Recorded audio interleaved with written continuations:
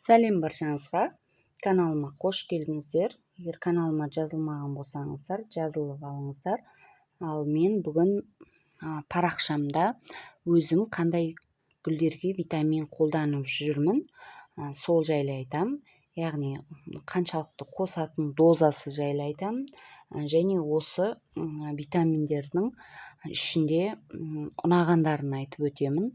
Жаңағы өзімнің тәжірибемде қай витамин қолданған ұнады және қаншалықты қолданып жүрмін, сол жайлы айтып өтемін.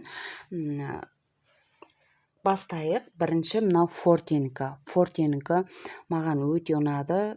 Себебі жаңағы қалай айтсам болады, әсерін байқадым гүлдерге. Гүлдерге құямын, қалай?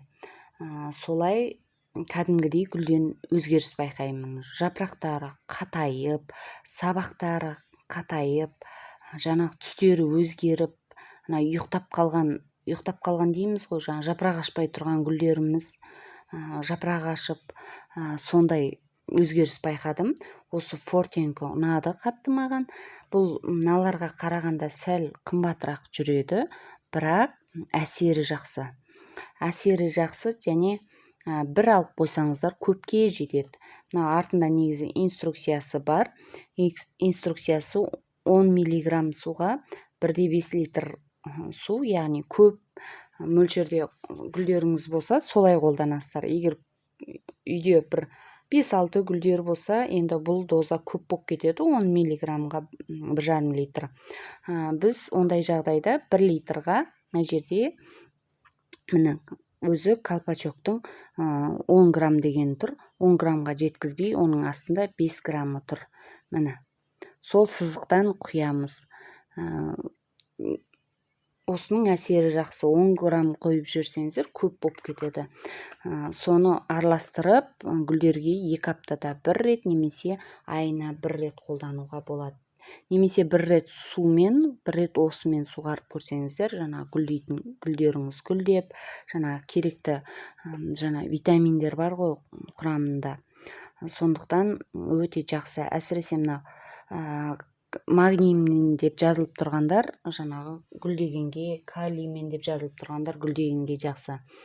Мен өзім осыны байқадым, өте әсерін, және өзіме қатты ұнағандықтан осыны бір алып қоямын да, біткеннен кейін тағы аламын. Және бұл бір айта кететін жайт, удобренияларды салқын жерде сақтау керек. Күн ыстық жерде, жаңағы базарда сатып тұрады, күннің астына жайып тұрған. Сондай жерде алмауға кеңес берем, себебі күн түскеннен кейін мынау әсері болмай қалады. Жаңағы бойындағы күшін жоғалтып қояды. Сондықтан базардан күн түсіп тұрған жерден көрсеңіздер, алуға кеңес бермеймін. Жаңағы гүл дүкендері болады, немесе көлеңке жерде, сондай жерлерден алсаңыздар болады. Ал үйде, салқын жерде, көлеңкеде, күн түсетін терезеде қалдырмаймыз. Көлеңкеде, салқын жерде желательно мынандай сұйықтарды холодильникте пайдалануға кеңес беремін. Енді холодильникте балалар, үйде майда балалар болса, балалар ішіп қояды десеңіздер, өзде бір түсі сары түстес болып келетіндері бар. Соны бір напиток деп ішіп қояды деп қорқақтасаңыздар, жоғарыға, бірақ салқын жерге, қараңғылау жерге қойсаңыздар болады. Солай сақтауға болады бұларды, егер көбіректе алып жатсаңыздар. Ал негізі срогын өткізбей, шетінен алып отырғанымыз дұрыс. Мынау бітеді ма, одан кейін барып алып алған дұрыс. Себебі жаңағы бәрібір әр нәрсенің срогы кеткен сайын ол күшін, әсерін жоғалтады. Ал екінші айтатынымыз мынау антистресс. Бір жағынан удобрение, бір жағынан антистресс, бір жағынан питание дегенім гүлдерге қажетті құрамында витаминдер. Бірақ кезінде мен өзіні алған болатынмын. Мен жаңа гүлдерді көп пересадка жасап, көп отростка айланысатын болғаннан кейін, гүлдерді кесіп отростка жасайтын болғаннан кейін маған антистресс көп қолданатын болдым. Жаңағы антистресс эпин, цирконды әрқайсысын сумен жасап, оны флаконы бір жақта, сырты бір жақта, ол араластырған суды бір жерге құйып қою керек. Оның жұмысы өте мен үшін қиын болды да, мынау дайын антистрессті алдым. Негізі осындай дайын антистресстер сатады. Мына жерде антистресс деп жазылып тұрады. Именно осы Россиядан келмей кетті, себебі бір жылдар бір жақсы шықты да, жақсы өтті. Сол кезде алып қалғам. Одан кейін те қанша жерден сұрадым, кездестірмедім те осыны. Өзіме маған антистрессы жаңағы көп қолданатын болғандықтан осындай шашатын түрін ала салған болатын. Сондықтан өте маған ұнады, және именно осы болмаса да антистресс деген жазуын алсаңыздар болады. Бұл және бір жағынан живой удобрение, яғни живой удобрение деген ешқандай химикат сондай қосылмайды. Арнайы шөптердің тамырынан жасалатын болғандықтан бұл гүлдерге еш зияны жоқ, табиғи удобрение. Сол мен антистресс ретінде көп пайдаланамын оны. Ал ары қарай кеттік. Карнивин, яғни карнивин гүлді тамырлату үшін арнайы ұнтақ. Бұл ұнтақты қалай пайдаланамыз? Гүлдің тамырын жаңа кесіп алған отросткамызды суға салып дымқылдап аламыз да, одан кейін мынау ішінде ұнтақ болады. Мынандай ұнтақ болады, кәдімгі ұн сияқты. Сол ұнтаққа батырамыз. Мен әтей бүйтіп аузын кесіп қоямын да, жаңағы отросткамды дымқылдап алып осыған батырам, немесе бір ыдысқа төгіп қоям. Сол ыдысқа батырып, сосын барып батырғаннан кейін сразу суға салмаймыз. Осы карнивинге батырғаннан кейін карнивин гүлдің сабағына сіңу керек тамыр шығару үшін. Сол үшін асықпай кішкене қалдырамыз. 5-10-15 минут қалдырсаңыз болады. Одан кейін барып суға салсаңыз болады.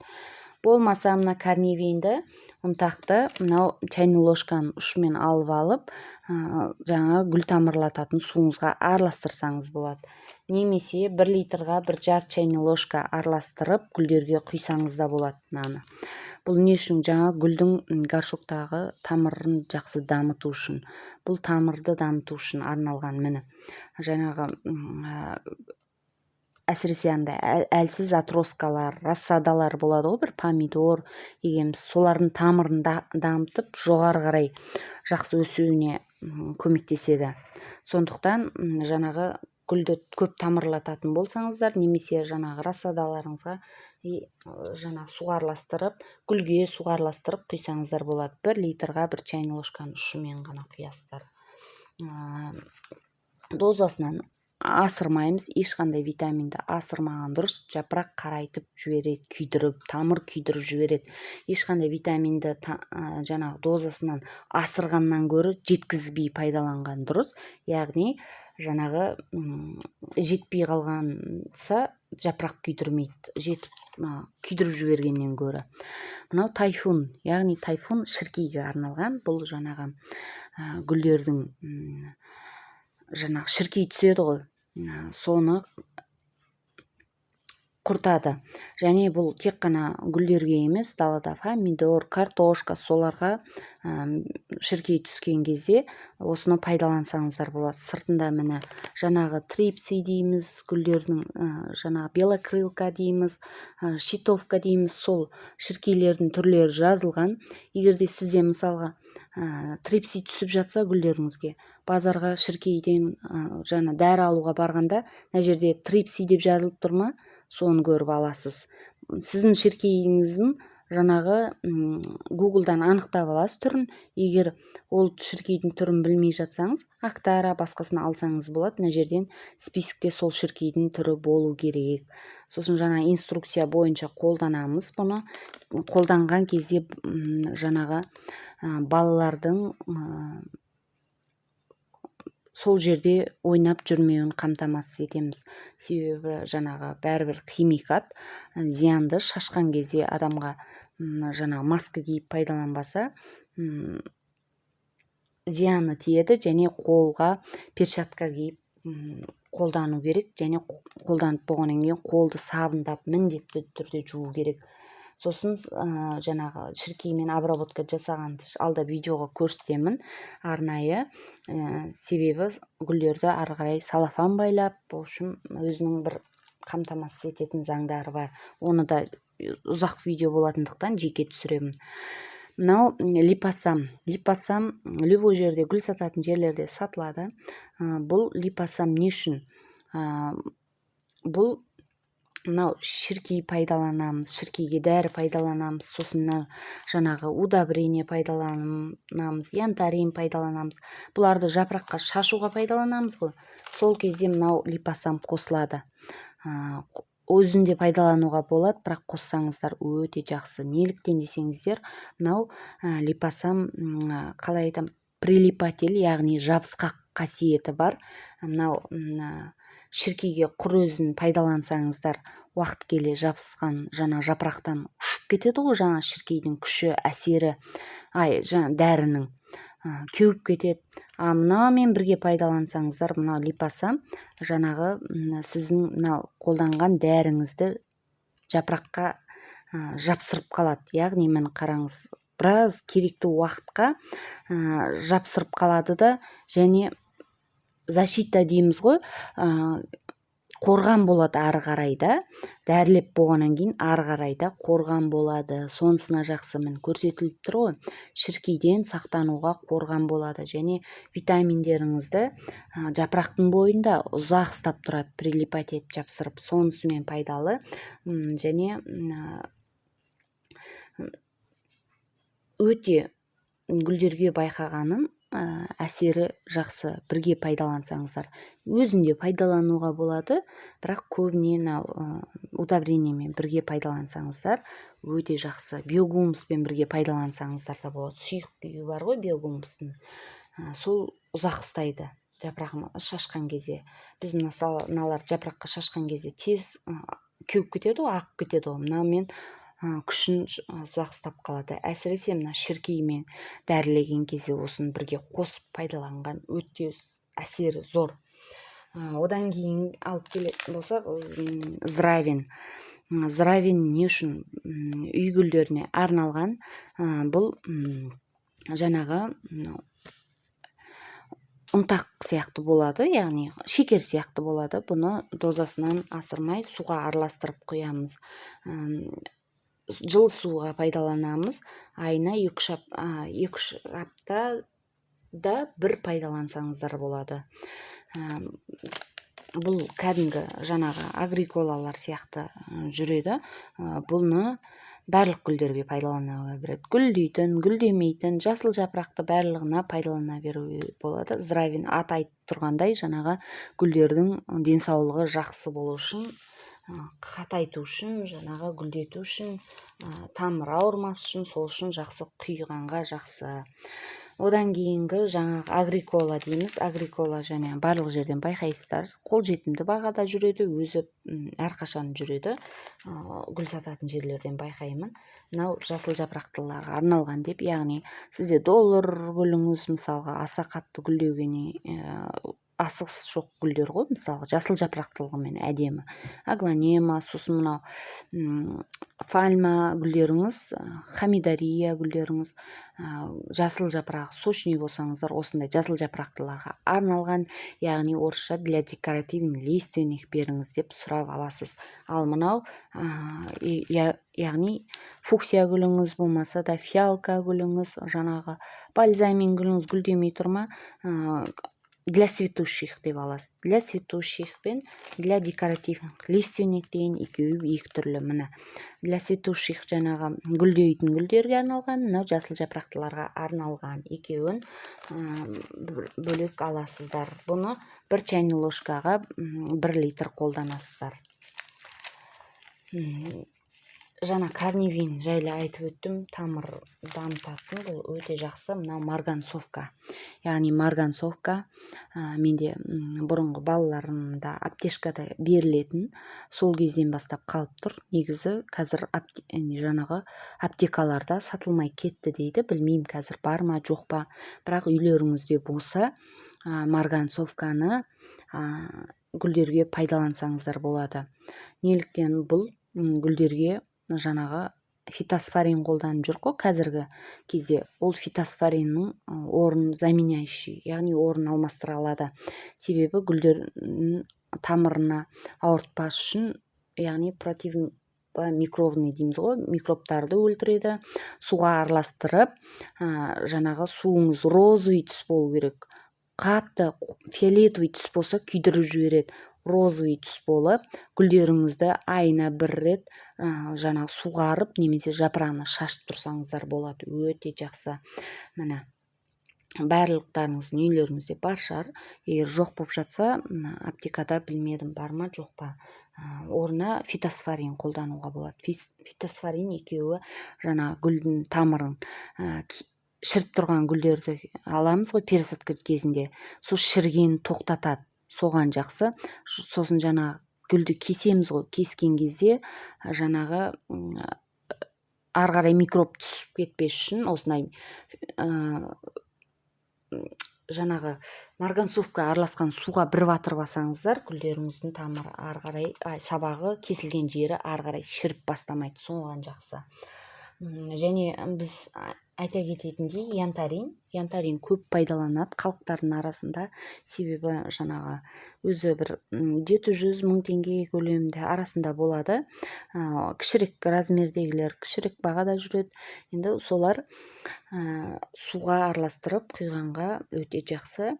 Астында менде жеке янтаринге түсірілген видеом бар. Яғни ашып, құйып, гүлдерге пайдаланып жатқаным жайлы түсіргем, толық дозасы жайлы. Соны көрсеңіздер болады. Гүлдерге бұл витамин, антистресс, яғни ұйықтап қалған гүлдеріңізді оятады, стимулятор, ең главный стимулятор ретінде бұл янтарин жүреді.